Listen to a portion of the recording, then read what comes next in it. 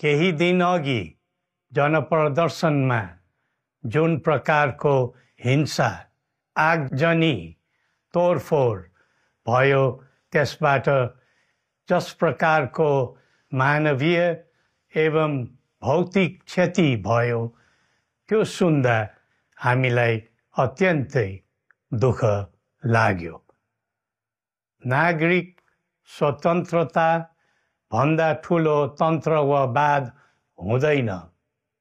वास्तविक प्रजातन्त्र त्यहाँ हुन्छ जहाँ राम्रो नराम्रो जनगुनासो वा गुणगान सुन्ने परम्परा र संस्कार हुन्छ।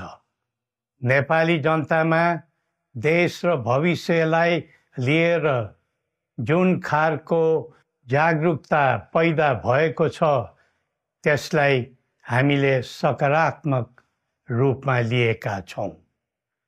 वास्तवमा नेपाली जनतामा रहेको देशभक्तिपूर्ण भावना विश्वमै अनुकरणीय र अनुसरणीय छ।